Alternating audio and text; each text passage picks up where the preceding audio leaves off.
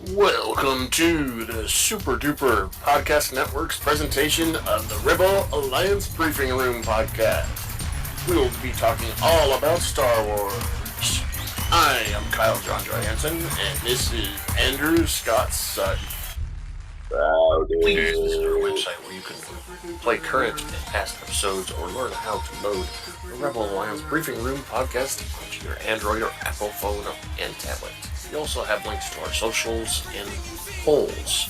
That's https://rabr.kylejohansson.us. That's RABR.KAILEJOHANSEN.us. We are here to discuss Star Wars with you. Please participate by submitting your feedback now. Feedback at kylejohansson.us. That's feedback at KAILEJOHANSEN.us.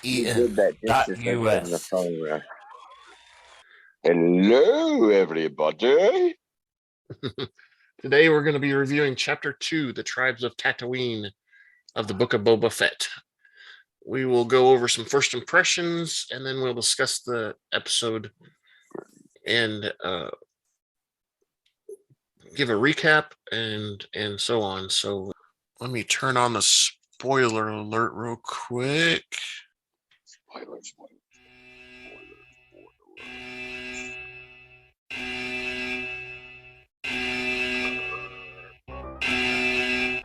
Spoiler alert.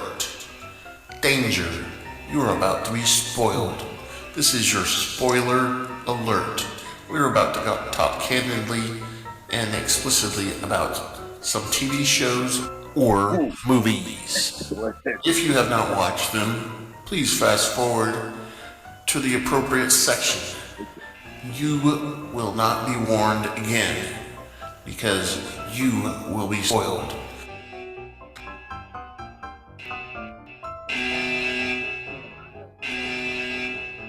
Put more beer. All right, they've been warned. Okay, so the next section is we basically give our first impression, just a really short first impression, and then we'll go into the full recap. Okay. So, what'd you think about the episode in general? In general, they upped their game from the first one. It was a little better than the first one, I thought too. It was there was a lot more detail that we were kind of hoping for in the first episode, I think. We got to know a lot about the Tuskens, and that was, I think that makes and shapes how the episode or how Boba Fett is and all that. So so I thought it was pretty good too, and it was definitely better. And I don't know about you, but I've read a lot of feedback from major news sources that say that it wasn't very good. The first episode wasn't very good, and I think they kind of, like you said, they kind of made up for it in the second episode. So we're gonna do Juan's Cantina, and then we're gonna do the full recap. So this will be a long break. We are proud to welcome our latest sponsor, Juan's Cantina, where every first week of the month on the Standard Galactic calendar we celebrate what the ancients call Cinco de Mayo. Come join us at food, mariachi music, and 34 flavors of margaritas. Los Angeles Spaceport. On day 2 of the week is Taco Tuesday. All tacos are half the credit each. Enjoy with our house margaritas. Juan's Cantina also serves the galactically famous Dos Camarones Azul Cerveza, imported directly from Queso. Thank you again for Juan's Cantina. I'm drinking one of those beers right now. So That's okay. I'll have a water. Today we will be reviewing and discussing the Book of Boba Fett, Chapter 2, The Tribes of Tatooine. The episode opens with a high-angle shot of the desert landscape outside of Jabba's palace. The camera zooms in on armed Fennec Shan leading a captured assassin to the castle. The two walk through the giant blast doors, gates, and into the throne room where Boba Fett holds court. Fett demands to know who sent him and what were his orders. The two Gamorrean guards and droids stand in the background. When the assassin refuses to speak, Fett orders one of the Gamorreans to behead him. Before the Gamorrean can slit his throat, the prisoner curses at him in Huttese. Fett chastises the prisoner for being ungrateful that they spared his life. The droid explains that the prisoner is from the Order of the Nightwind, an assassin for hire. The droid says that there is no way the prisoner will talk, adding that he fears no man.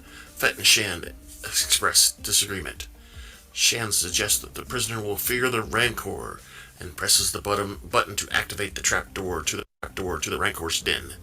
As the gates open below, the assassin panics and tells Fett and Shan that he was sent by the mayor of Mos Espa. He begs for his life. However, Shan reveals the Rancor den is empty and decries the only creature in the Rancor den is a small mouse. Shan suggests to Fett they revisit the mayor. Fett and Shan lead the captured assassin through the streets of Mos Espa, accompanied by the two Gromorian guards. The presence is noticed by several Transdosians who eye them. The group walk through town where Fett tells the city clerk that he is here to see the mayor. When the receptionist asks if he has an appointment, Fett responds with that he found one of his stray pets and that he is here to return it to his master. Reception tells him to wait, but is overruled by the Twi'lek Major Domo, who apologizes for the lack of pomp. The Major Domo claims that the mayor is indisposed for the rest of the week, but Fett forces his way into the mayor's throne room. The Ithorian mayor, Mok Shaz, demands foreign explanations for Fett's unscheduled visit. The Major Domo reminds Shaz that Fett is a new Daimyo. Fett demands to know why the mayor sent the assassin to kill him. Shaz explains that the assassin is a member of the Order of the Night. When Fett asks the mayor if this is an omission, one of the mayor's guards shoots the assassin. With the mayor Domo translating, Shaz says that the Order of the Nightwind are not allowed to operate outside of hut space, and thanks to Fett for returning him in. He orders his guards to bring him his reward. Fett replies that he is not a bounty hunter anymore, but Shaz says he heard otherwise. Shaz remarks that Fett sits on the throne of his former employer, prompting Fett to respond that Bib Fortuna was not his employer. Shaz clarifies that he was referring to Jabba. Fett replies that he will take his payment as a belated tribute. He adds the mayor should remember that he serves as long as the Daimyo of Tatooine decides. Shaz asks Fett to consider who really sent the Nightwind assassins and claims that he has no motive for killing Fett. Shaz tells Fett that he serves at his pleasure. Fett warns him that he is not a fool and those who have crossed him no longer breathe. As advice, Shaz warns Fett that running a family is more complicated than bounty hunting. Shaz tells him to go to Garza's sanctuary to get an idea of what he means. Fett and his entourage visit Garza's sanctuary, which is full of droids and patrons. Taking off his helmet, Fett meets with Garza, who offers him a table. Fett explains the mayor, Mok Shaz, sent him here on the pretext that there is something that he should know. When Garza gives a nervous look, Fett remarks that she is sweating like a Gunta on Mustafar, for their late cousin Jabba's bequest. Fett replies that he heard the twins were preoccupied with Nal Hutta to bother with Tatooine. The cantina grows silent as they hear drones beating in the background. Fett, Shan, and the Gromorians walk outside to see a procession carrying two huts on a litter. As the litter approaches Fett's entourage, the Hutt brothers tell Fett that they have business to discuss. Fett replies that this is his territory, prompting the Hutt brothers to reiterate that his is Jabba's territory and now theirs. One of the drummers presents a tablet stating the Hutt's claim to Tatooine. Fett rejects their claim, stating that he is the Daimyo of Mos Espa. The Hutts laugh, with the brother asking if this is so. An armed black Wookiee known as Black Kuris Satan, who is armed with a heavy blaster, approaches Fett and his entourage. Fett is not intimidated, stating that these are not the death pits of Duar, and that he is not a sleeping Trandosian guard. Fett replies that Mos Espa is his territory and tells them to go back to Nal Hutta. The Hutt sister speaks in Huttese. Her brother replies that Fett is upset with his sister, and that he is more patient than her, who wants to kill him. As Shan and Kariz Stan load their weapons, Fett explains that Jabba is gone, and that his former Major Domo, Bib Fortuna, surpassed his territory since Fett killed him. All that belongs to Fortuna now belongs to him. Fett says that they will have to kill him for it. The two Hutt siblings speak. The Hutt brother says that bloodshed is bad for business, and that this matter can be dealt with later. He wants Fett to sleep lightly. As drummers beat their drums, the two Hutts withdraw. Black Chris Stan growls at Fett before walking away. Shan tells Fett that they will have to get permission to kill them since these are Hutts. Fett suggests that the matter is settled, but accepts that it is not yet over. While Fett is resting in his bacta tank, he experiences a flashback of this time with the Tusken Raiders. While a Banta plows the desert, he learns how to wield the Gaffrey stick from a Tusken. The older Tusken teaches him to hold the stick properly before parrying. She knocks the staff out of Fett's hand before telling him to practice again. He asks the Tusken to show him. Other Tuskens search the desert sands for gourds. While the two are practicing, a mastiff finds some prey in the desert. The prey scurries into the desert with the Tusken's massive hounds in pursuit. A Tusken kills the unidentified prey with a rifle. The mastiff feasts on the creature. The animal's roar is heard in the background. The Tuskens take up position as an armored hover train approaches. Blasters bolt from the train, take out a Banta and several Tusken raiders. The train then rides away into the desert. Several Tuskens are killed and wounded by the gunners. Fett watches as the Tuskens attend their wounded and dead. Later that night, the Tuskens cremate the fallen. Fett himself carries the remains of a young Tusken youth, his parents filling his remains over the fire. Fett is visibly troubled by the plight of the Tusken raiders. He drinks from a black melon and watches several speeder bikes pass their encampment.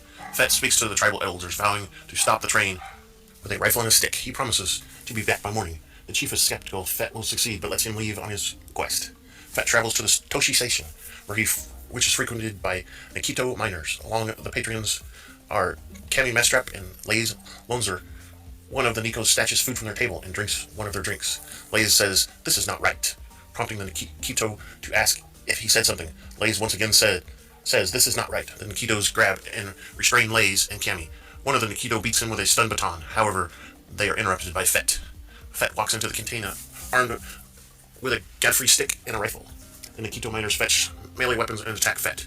Fett disarms one of the attackers. A second miner shoots at him, but Fett shoots him first. Lays and Cammy take the opportunity to leave. Fett fights the remaining Nikito miners, wounding and killing some of them with his Godfrey stick. He hurts one more through the window before stopping to drink. Fett then exits the cantina and inspects their speeder bikes. The following day, Fett leaves Toshi Station with several speeder bikes in tow. He returns to the Tusken Raider camp. His arrival initially unnerves the Tuskens, who grab their rifles and go into defense position. The chief realizes this is Fett and tells them to stand down. The chief welcomes Fett, who tells them that the bikes are a gift for them. The Tuskens attempt to dismantle the bikes, but Fett tells them that they will teach him to ride so that they can stop the train. Later, Fett teaches the Tusken Raiders how to operate the accelerator and brakes, likening the bikes to a Banta. A young Tusken tries out the speeder bike, but reverses. Fett then leads the Tuskens on their first ride. The Tuskens initially struggle, but learn how to operate the bikes. He also trains them how to leap from bike and signal using a mirror. Fett also teaches them how to accelerate their speeder bikes through the desert. The Tuskens get better with handling bikes and leaping from vehicles. Fett continues practicing with the Godfrey stick and learns how to knock the weapon out of his opponent's hand. A Tusken sentry spots an approaching hover train. The Tuskens grab their weapons and jump on their speeder bikes. Others take up positions in the desert as the Tuskens entrench to exchange fire with the pike gunners. Fett and other Tusken riders speed their bikes in pursuit of the train. The Tusken signals to others lying in the hills. Hidden Tusken snipers shoot several of the gunners. Some of the Tuskens on the bikes manage to board the train, but face resistance with gunners as some are killed. Fett rescues one and uses a grappling hook to latch onto the hover train. He also kills one of the pike gunners. They jump across the carriages and fight several emerging sentries. As they approach the train's engine, the pike guards take up position and fire on advancing Tuskens, taking some down. A Tusken rams the bike into one of the carriages, damaging one of the connectors. However, she fails to split the train carriage. The driver's droid accelerates the engine, causing the hover train to accelerate rapidly. They still manage to board the train and proceed to fight the pike gunners aboard, killing and throwing out several. They take the lead pike gunner and his companions. Realizing that the Tuskens are winning, the driver droid fires up the engine, causing a blast to knock off one of Fett's Tusken allies. Fett fights with more pike guards near the train engine. In process, one of the pike is blasted by the engine and is thrown to the ground, crushed to death by the carriage. Fett forces his way onto the train engine, where he orders the driver droid to stop the vehicle. The spidery droid instead jumps out into the desert. Fett struggles to stop the train, but finds the brakes. He uses his Godfrey stick to disable the ship's engine, causing it to break in the desert. The Tuskens shoot in a victory before proceeding to loot the train from weapons and merchandise. Several Tuskens guard the surviving captive pike gunners and guards. Fett demands to know who is the leader. The leading pike stands up and removes his mask. He asks Fett if they are going to kill him. Fett replies that it depends on how he answers the question.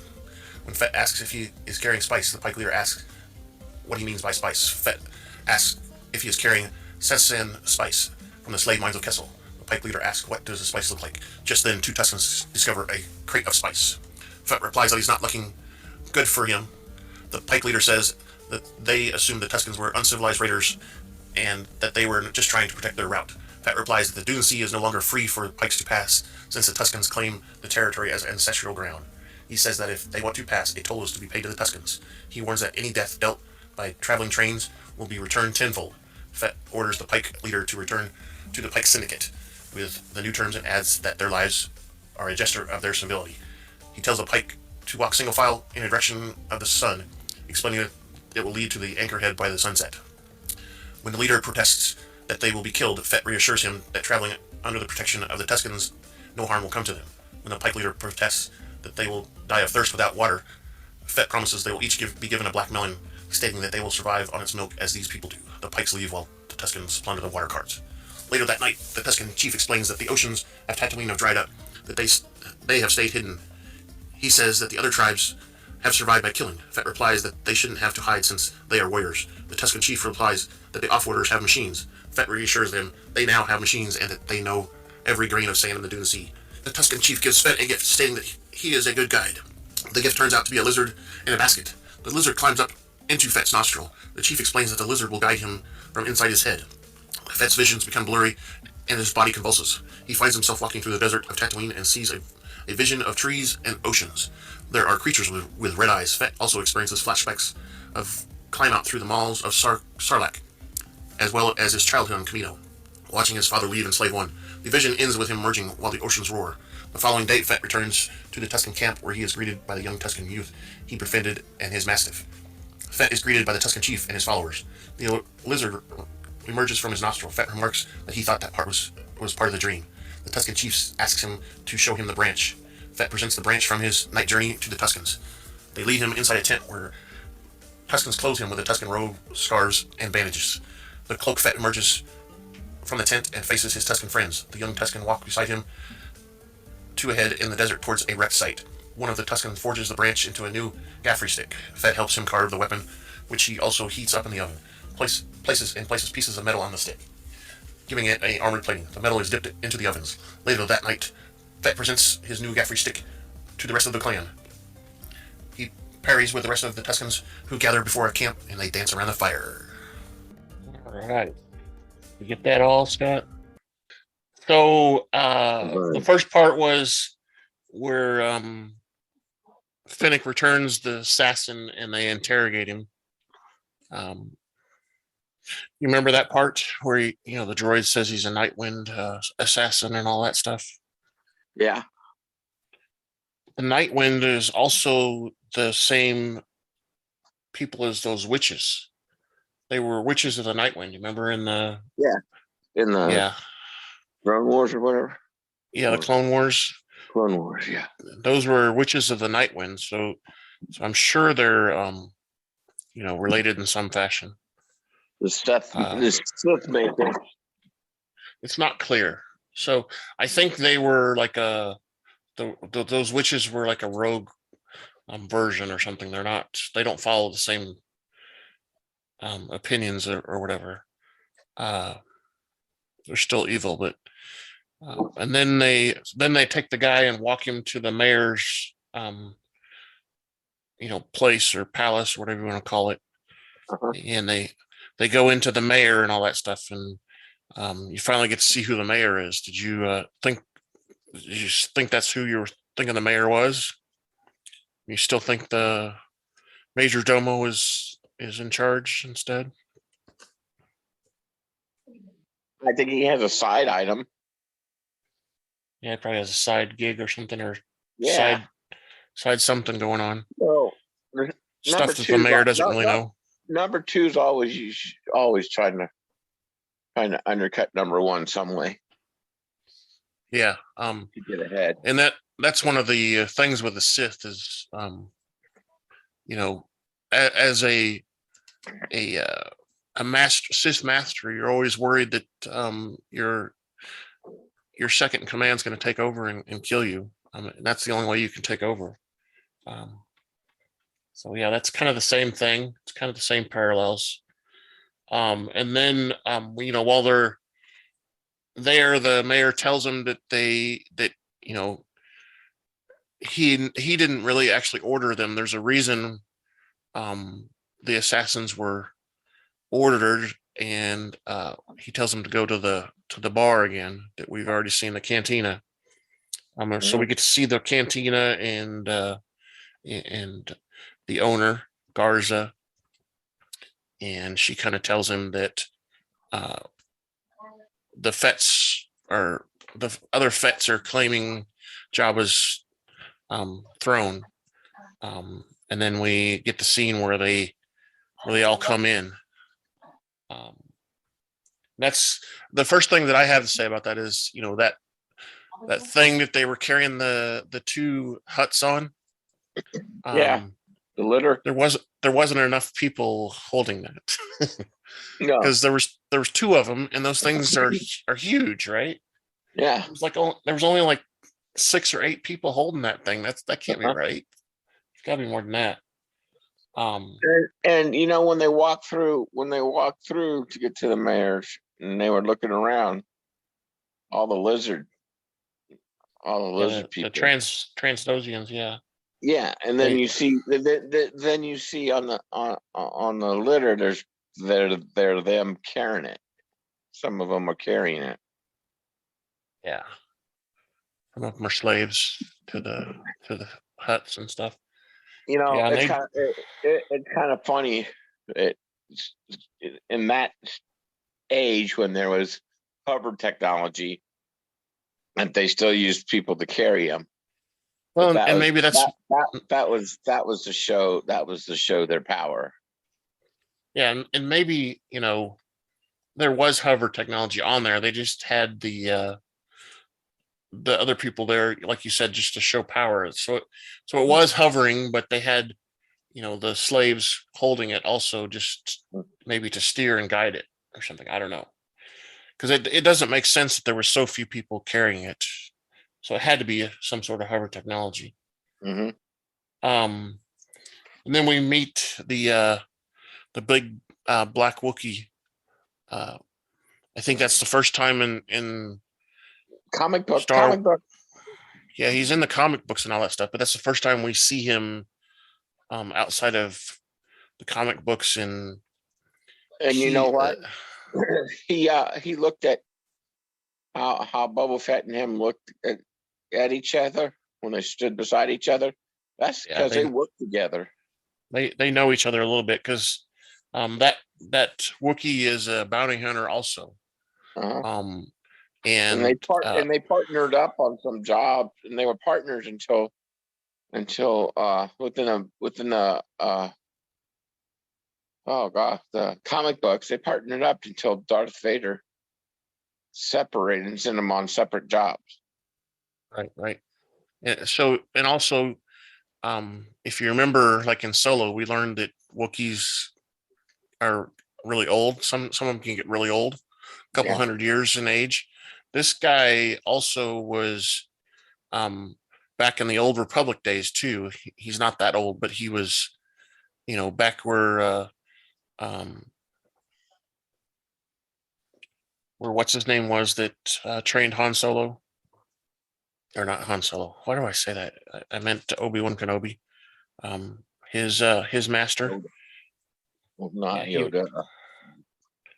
Yeah. Liam Neeson. Yeah, exactly. He's been around for a while. So we have to remember that this guy is probably pushing like 100 and some years old when we see him in this scene.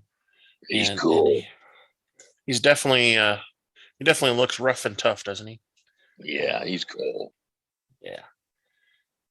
So then Jabba and them argue about the rule, and then finally the huts basically say, well, it's not good for business to fight, so they're gonna leave it be for now. But we also get we get a warning that says, don't sleep heavily, because we're still coming for you. Yeah.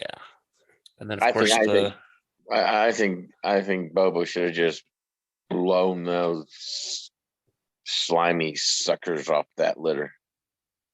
Yeah, and that's we find out there's a reason why, because you have to have permission to kill a hut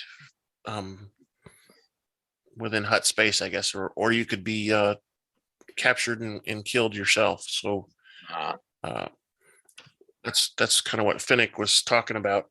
There's a law in the whole area that if you attempt to kill a hut, then you've brought pain down to you and your whole entire family. Yeah, that's also because they played both sides. Right.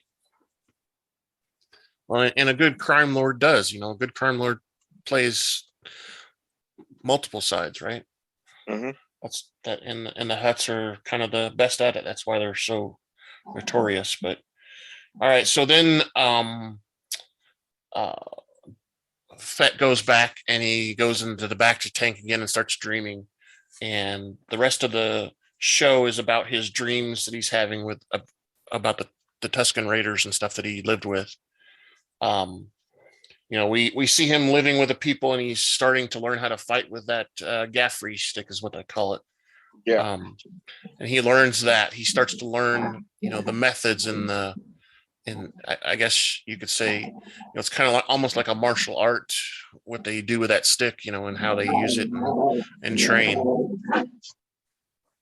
Don't you think? It's kind of like a Yeah, and you see him. You see he's stepped up within the clan, because within those scenes you see other people digging for the melons. Yeah, and they go out and look for him too. But I mean, he's basically becoming an apprentice. They're training him to be like them. And then the hover train comes by and starts shooting and killing people. We see that also. And first, I know my first thought or opinion on that was, it was hold on, that's like here in America when we went into Indian land killing buffalo, because first they were shooting at animals and stuff like that. Yeah, that's what it first reminded me of. Kind of like the Old West, basically. And yeah, and that's they tout this show as a space western, so it's kind of trying to mimic that a little bit, I think, in that respect. So blah, blah, blah. So then Fett says that basically says he's going to try to get justice. So he tells the leader that he's going to take a rifle and a stick and go get some justice somewhere. And he goes out in the night and goes to this bar, this cantina. And this whole cantina thing is interesting because when we first see the scene, Fett's not there, right? So there's a girl and a guy sitting at a table. Mm-hmm. They're eating, and then all these miner people. And I want to point out that the girl and the guy, those are names that we learned in the first Star Wars movie, The New Hope. Mm-hmm. You remember when Luke said, "Hey, his dad tells him, or his stepdad tells him that he has to work the evaporator things or whatever." Yeah, but he says, "But I had plans to go to Sochi Station and visit my friends," and he names these friends that are in there. Yeah. And those are that's a call out from the original movie. So then Fett comes in and fights these guys because they're the guys that run the train, basically, or something like that. No, they weren't on the train. They were just they're just different raiders. Because he wanted the bikes. The bikes and the train had nothing to do with each other. That's right. He just wanted the bikes so that because he wanted to use them for the train, to reattack the train. So he goes in and they were the people that were marking up on the first episode, marking up the water farm or whatever that was. Yes, same gang basically.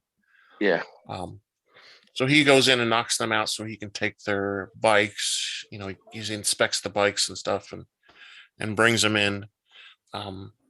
And since the leader didn't think Fett was coming back, they kind of almost, shoot at him. But then the leader realizes Fett's back, and offers the bikes to the leader as a gift. And then we get into the funny part where he starts to train these guys how to ride these things. And, we get to see the little funny parts where they're trying to drive and going backwards, and almost reminds me of the Force scene. It was a Jedi, Return of the Jedi.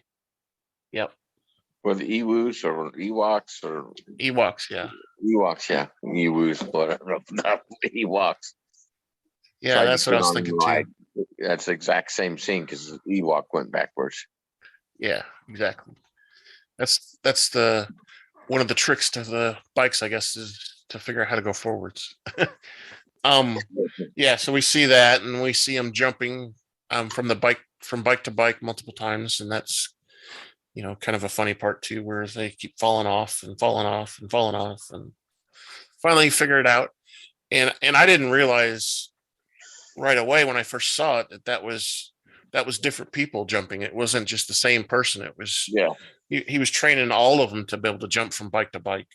And all that. So they train for that, and they also train for more fighting and stuff like that.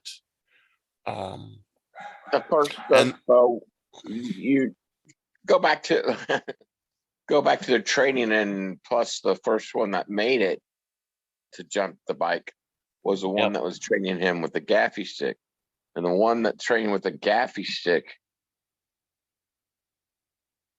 considered female. Yes, which is interesting because you can't really tell with what they wear if they're female or not, but that one was. I think it's adornment and how the adornment is put on. Yeah, maybe the different colorings and stuff. I don't know, because she had red or something on their stuff. Yeah. Yeah, and then after the training and whatever, we hear the hover train again, and they get on the bikes because they're ready. So they get on the bikes and start to attack the train. And we have a big scene where they're attacking the train and such. Again with the cowboys in the old west and all that stuff. So the young one in the mirror. Yeah. Was he signaling, or was he blinding the shooters on the train? He was signaling other raiders that were further away. Okay. They were all basically, you saw kind of, they were strung along the path of the train. So he was signaling ones that were further out from his position or whatever. So yeah, they were doing that, and then apparently the training was good because they were able to capture the train. There's a funny part, I think, when Fett gets in the engine room with that droid, and the droid I'm out. looks at him and jumps out the window. I was like, what? No. What? I'm out. I didn't sign up for this shit. Yeah, that was pretty funny. And it's like, what? He uses his stick to get leverage to basically stop the train, I guess. Yeah. And then they stop the train, of course, and then Fett starts interrogating people, and he gets to the leader. And to me it's interesting because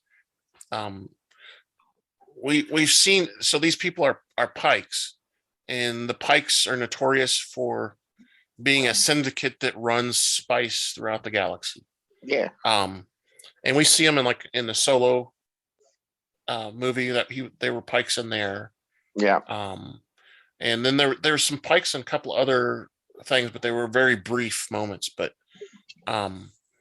we get to see a lot more of them, and we get to actually see them talk. I don't know if I've ever seen them talk in any of the movies. They talk in the same language as Fett does, or at least that's the way they interpret it in the movie. But it's and they Fett says that they can no longer go through the area without paying a toll, which is interesting also because we hear about that in one of the movies. Also, we hear about in the future movies after Return of the Jedi, where Mando. Yeah, it's in Mando too, where they talk about He gave away they- the binoculars. Right, they gave him the binoculars as told to go into the area, basically. Yeah. Which is an interesting tie-in. It's really nice to see that, you know, the writers and all that stuff can bring in all these different properties and They're tie them all together. they're honoring what's already been done. Exactly. And that's nice to see. A lot of times you see stuff like this and it's like a one-off thing, and they, Yeah. you know, they talk about same things, but they don't tie together very well. And this, they do a very good job of bringing them together. Yeah, the director on this is that female, that younger female. I can't remember her name. So it wasn't Opie's daughter you're thinking, or is that different? I don't know. I've seen a picture of her. Yeah. But the train scene, Yep. that whole train scene, the best Star Wars action. That's like premiere movie stuff right there. There's some pretty good fight scenes and climbing on the train. Yeah. And that was the female. That is the female. Exactly. Let the female go rip through the jump. She's the one that made it through on the train. Right. Throwing them out. Pretty good action. It must have been, you know, the time of the month. Yeah. And then you know, after that, you know, they loot the train some more, and you know, start collecting all the water out of the water tank and all that, and send the Pikes off on their own to go to a spaceport to leave, because they're not going to let them use the train, because obviously he said follow the second son, because Tatooine has 2 sons. Yeah. 2 sons. Yeah, I think one of the sons goes down before the other one. Okay. So that's probably what it was. Yeah, the higher son. You said the second higher son. Exactly. And yeah, one of them goes down first. So, you know, I don't know the timeline between when there's only one son up or not, but yeah. That son is right there where the port is that they need to take to go off and, you know, tell the rest of their syndicate that they're gonna have to pay a toll. Mm-hmm. You know, there's all kinds of, you know, the guys are complaining, hey, we're gonna die, and they said, no, you are now protected by the Tusken Raiders. As long as you pay your tolls and stuff, they have the protection of the Raiders, so that they don't have to worry about being killed. And then, you know, we see all that, and then we see them gathering around a fire, and they start to celebrate their victory and everything, and do a little dance, and everybody's going in circles and dancing and bonding and having a good old time. And that's pretty much our entire episode. But yeah, I mean, that's kind of, I thought right there, you know, that whole ritual. What about the whole drinking of the stuff and the lizard up the nose and him wandering? We skipped that, didn't we? Yeah, that was when he was living with the Sand People. So let's talk about that now, since we skipped it. I forgot about that part. So yes, so he gets the lizard and it goes up his nose, and I was like, whoa, what's going on there? It will guide you. It will guide you inside your head. Yeah. Yeah.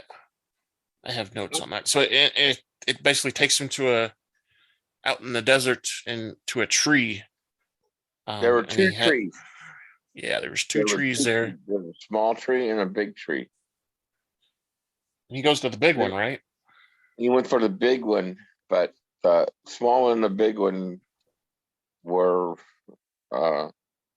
supposedly for, small one was for Bobo, and the other one was for his father. Think so? Because there was subliminal flash. If you slow it down, there's subliminal flash, and Sure. he was seeing his father's face on the tree, and he went for that one. Yeah. And that's when he sees visions of Camino, and he sees his father leaving in the Slave One ship that he has now, and he sees the oceans and stuff like that at the same time. And then the tree starts to close in on him and kind of grab him around him, and he breaks free and has a huge branch after that. And that's the branch he takes back to the tribe, and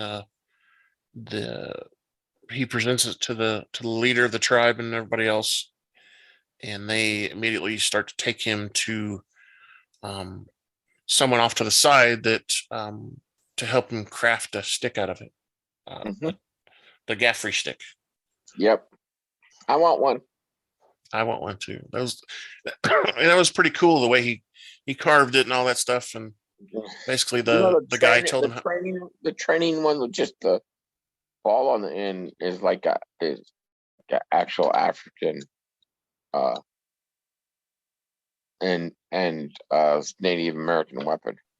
Yeah, and then they add like an outer metal shell to it to make it stronger.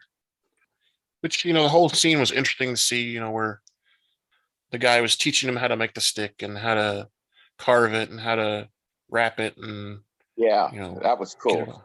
It's pretty nice. And then he takes it back and presents it to the chief and the chief of the Tuskens, and they basically are excited about it, and he kind of continues his training, I guess, after that, right? Well, they I guess in the middle of the night they robe him or whatever. They give him his Tusken clothing. Outfit. Which so he's now partially part of the clan. Yeah, part of the clan. Which is interesting because the Tusken tradition is kind of like what we see in the Middle East area, at least for women, that is. But so that one of the Tusken traditions is they're not supposed to expose their skin at all, and part of that is because it protects them from all the heat from those two suns, right? And I thought it was interesting that Fett wasn't all the way covered. Sweat. They collect their sweat because they are human under there. There are human under there. Yeah, it's like a gauze type of material that wicks the sweat and all that stuff and keeps them cool. And they are human, which is weird. We hear the leader talk about the history and stuff like that, and apparently they're human and may have somehow be related to I think in one of the humans on Earth.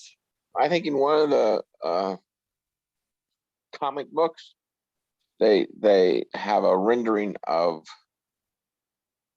what happened to them when that planet got raided and it got bombarded so bad and their people got so messed up that they went to cover themselves up. It's going to hide, like the guy was saying. They've been hiding for so long. Because someone figured out that there was something valuable on that planet to mine, and that ensued a battle for the ability to mine on there, and that didn't go well for anybody, and that's how the Tuskens became the way they were, because they went into hiding to protect themselves, using the gauze and all that stuff to cover up and hide themselves as well, so they were anonymous, I guess you could say. One of the other interesting things that I heard when the leader was telling the story was that the Tuskens and the Jawas are closely related, very closely related. They're the same people, actually. They're both scavengers. Right. and I think they're both the same type of person. I think what it sounded like was originally they were all one group, and somehow they split off. One has one philosophy, and the other has a different philosophy, kind of thing. And of course, it looks like they're shorter too. You saw when he brought the bikes back, they immediately tried to start taking them apart, like Right, the Jawas yeah. did. Exactly. I saw that too, and the Tuskens do a little bit of that too. Tuskens have a more of a reputation of killing when they're raiding and stuff. The Jawas don't necessarily have that reputation because they're smaller and probably would have a harder time killing and stuff like that. So, but they do kind of the same thing, and I think they probably, like, if the Tuskens come across something valuable, they probably go to the Jawas and sell it to them, and the Jawas go and sell it to whoever. Because in my mind, that's what the Jawas do, is they'll steal stuff and then resell it or whatever. Because they're the ones that stole Fett's armor when he came out of the pit, was the Jawas. And the Tuskens. They're the ones that had CP30 and R2. Right.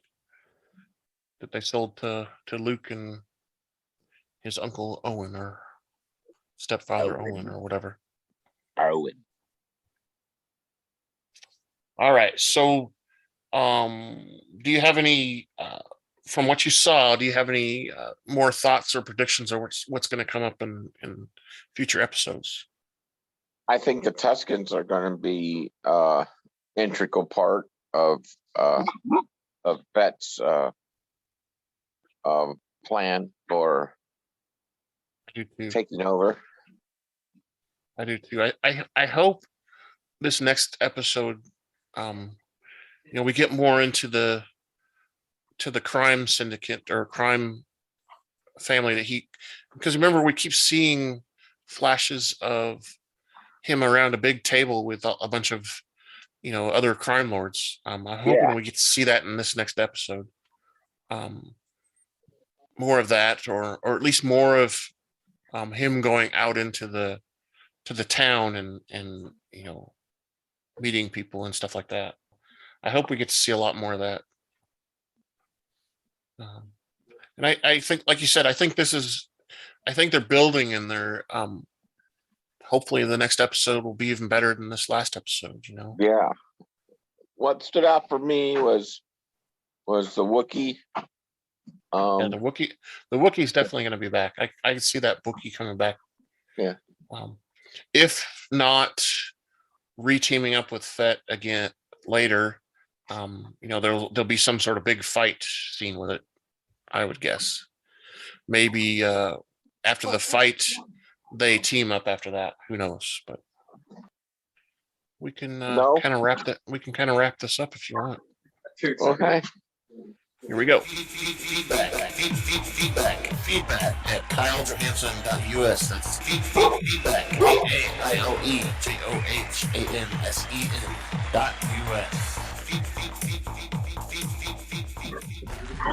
Please visit our website where you can play current and past episodes or learn how to load the Rebel Alliance Briefing Room podcast to your Android or Apple phone and tablet. We also have links to our socials and polls. That's https://RABR.KyleJohansson.us. That's RABR.KyleJohansen.us. We are here to discuss Star Wars with you. Please participate. This podcast in no way is approved, sponsored, or owned by Lucasfilms Ltd., Disney, Disney Plus, or any of its subsidiaries. All opinions are solely owned by Kyle and or Scott, and in no way express the views or opinions of their past or present employers.